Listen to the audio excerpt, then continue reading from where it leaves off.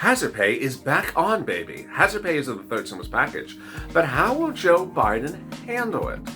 In 2020, the HEROES Act from Nancy Pelosi said $10,000 for a hazard pay applicant, up to $10,000.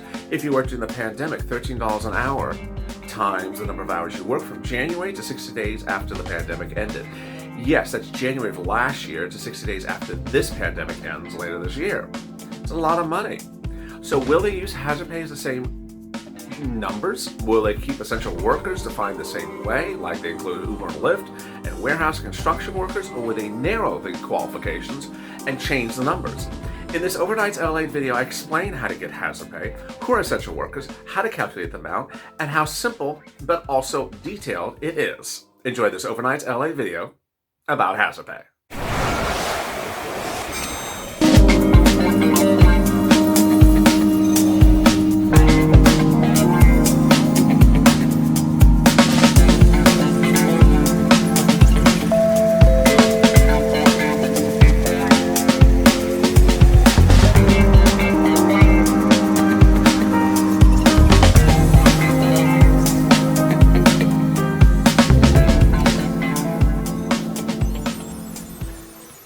The hope for hazard pay continues as a second stimulus check debate heats up. Hey, good afternoon, everybody. This is Afternoons with LLA. Thanks for tuning in. Hope you are good and safe. This is our second of 4 videos in our afternoon session that starts with the check, goes to hazard pay, then FPUC, and finally entering with renter's assistance. Big developments today across the board, mostly economic and all related to hazard pay. But as you've seen the collective discourse this week, there seems to be a repeating occurrence. And what is that? No one's mentioning hazard pay. Viewers of this have dropped in the comments, and I've seen them overnight, that they keep on saying, LLA, you're the only one that's talking about hazard pay. It's in the Democrats' bill. It's in the Democrats' bill. It's not in the Republicans' bill. But every time the Democrats appear before news or issue a news statement or appear on the congressional floor and argue the second stimulus package, they never use 2 words, hazard pay. It doesn't make one feel comfortable that the people who are essential workers of this country, who are owed the hazard pay, that worked during the pandemic, that risked their lives, are sitting back and not hearing their elected officials ever mention them. Let me give you the latest update. Nancy Pelosi's out of town. As you know, she's in Atlanta for the wonderful, incredible service for Representative Lewis. But negotiations which were including her and Chuck Schumer for the Democrats and Steve Mnuchin and the chief of staff of the White House, Mark Meadows, whose name I always forget, have been derailed because she's simply out of town. Of course, that's a nice, polite excuse because Nancy will be back in town this evening. The negotiations off the track, but the showmanship is now continuing. Today, 2 people from both sides of the political aisle introduced their bills to the floor to have it for a vote. No one voted for it either. Where are we going with this? It appears that Steve Mnuchin's self-manufactured or showmanship or grandstanding promise that a second stimulus package would be approved tomorrow seems about as likely as pigs are flying over this recording within the next 5 minutes. It's not happening. But what's happening with hazard pay? Well, here's the good news, and this is very, very promising news. We all know hazard pay is in the Democrat bill. We also know it's not coming out of the Democrats' bill. The Republicans are doing everything in their manner and shape and means to do things little by little. Let's do a bill for this, let's do a bill for that. Nancy and Chuck have been irate about that and said, no, we are not piecemealing anything. It's either a whole bill or no bill. That ultimately helps the potential of hazard pay from getting passed. What's going on? The Republicans, including that charming guy from Kentucky, minutes ago said, you know what, we have a couple problems. We have a problem of unemployment, unemployment FPUC, which, the Democrats and the Republicans both caused by going on vacation. And we have a problem of eviction moratoriums. Yes, this is McConnell saying this, whose own bill doesn't have an eviction moratorium protection in there. He says, we need separate bills passed right now. Well, Nancy and Chuck, whose bill has hazard pay in there, says, no, we're not going to do little separate bills. We're doing a whole bill. which, by the way, has hazard pay in there. They don't mention that when they say it, but it does. So ultimately, the hope for hazard pay stands with the grounds that the Democrats don't want to chop away at their bill so it looks like Swiss cheese at the end. They want to have it as one complete whole that includes hazard pay. Now, the mixed messages continue from the White House, which have said nothing about essential workers, that have said nothing about helping people on the front lines, and have really focused their attention this week, especially when it's Donald Trump, on talking about stuff other than second stimulus check or stimulus package or hazard pay. The president spent time talking about voter fraud, canceling the election, mail-in ballots, and suburban America. And rather than talk about what's an issue this week and next week, he's talking about everything else. So where is the focus? Ultimately, it looks like both sides are scatterbrains at the moment. The Republicans clearly don't understand what's in their bill, talking about protecting American citizens from evictions, but they don't have evictions in their bill. The president today said he maybe wants to give you more than $1,200 when he's giving you less than $1,200. His bill says $500 for dependents, not $1,200. It seems like people are just chatting their butts off and have no idea what they've actually written. But the issue that's a core for you right now is that only one group has written anything for hazard pay. Now, the new economic data released minutes ago is really not promising. It talks about GDP, which I detail on Mornings with LALate, and boy, the numbers are not good. 30% of the U.S. economy disappeared for purposes of GDP numbers, sank by 30% because of the pandemic. The worst drop since the recession. Not the recession, the Great Depression of the 1920s. Unemployment numbers are out today as well. I mean, you know where this is going. Jobless claims, which I've done every single week.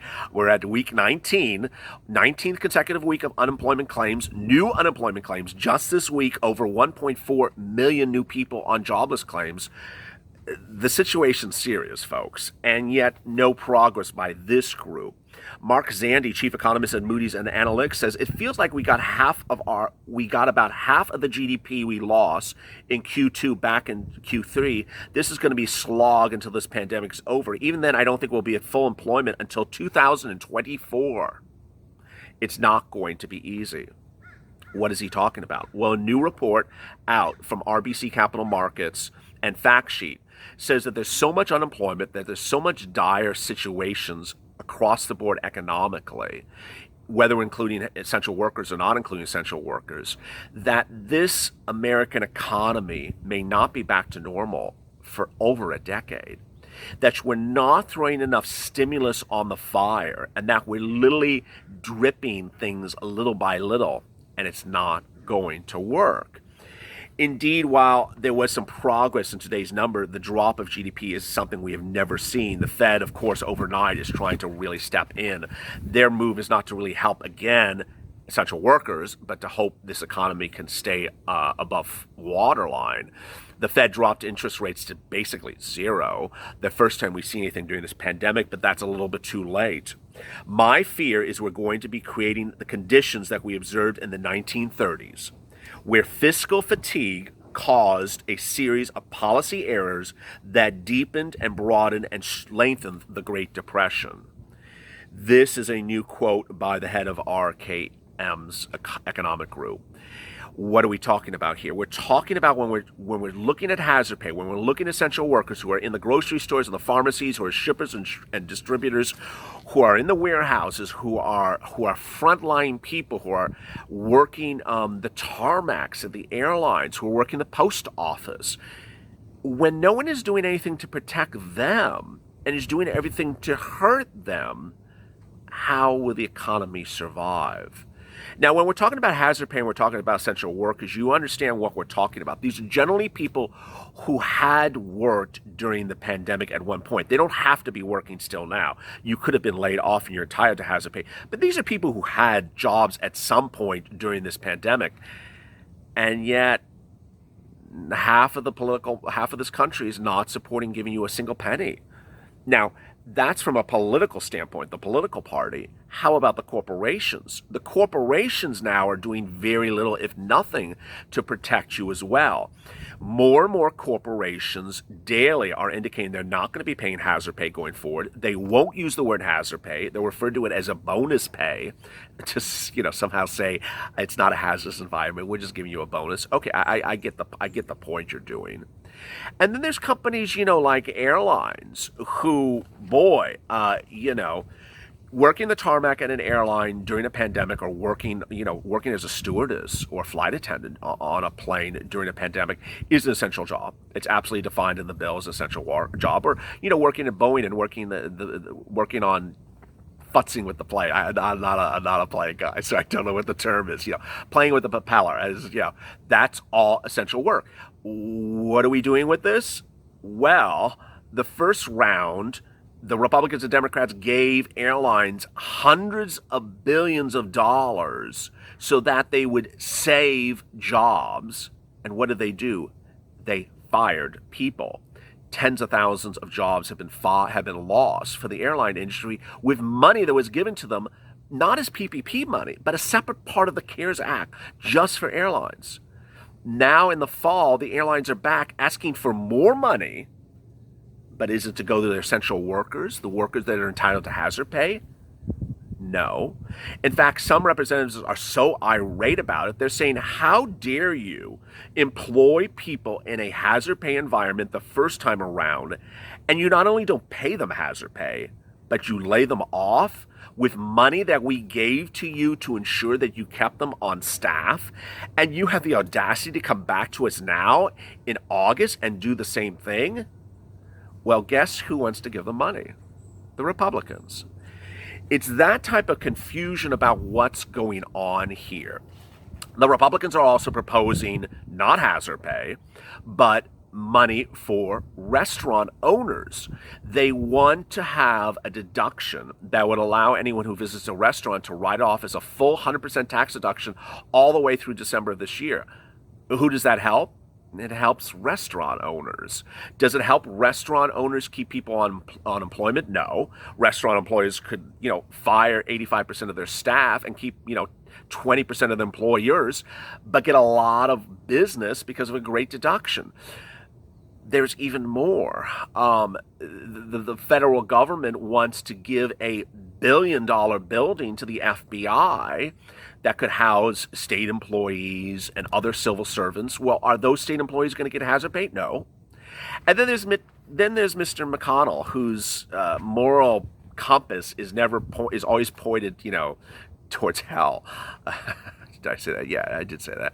He literally wants to ensure that you cannot sue an employer.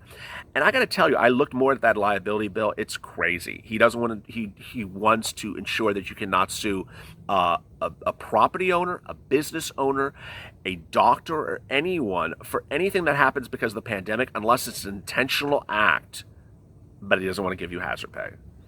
So what will happen? Well, we will see. Ultimately, the negotiations were supposed to come to a fruition tomorrow, was the promise that Steve Mnuchin said, okay, Stevie, I don't buy you. I don't buy that tale. The spirit and the core of this channel remains the same. I feel for the essential workers. I see what's happening. And if you don't see what's happening, please be on alert. Teachers in Florida are now vowing to strike. They're saying, don't order me to go back to work in schools. We will go on strike. We're essential workers. You're not providing us hazard pay. You're not providing us a safe environment. That situation is going to snowball. It's going to snowball. You're going to see mass protests, my prediction, from grocery union employees and more as the pandemic spreads and there is no relief provided to those essential workers. Ultimately, my job is to keep you informed and educated, inspired, and motivated. A lot of big news today and a lot of progress otherwise across the board. Coming up later today on Afternoons with LA is FPUC and a big update about eviction moratoriums. As always, stay with LA for more.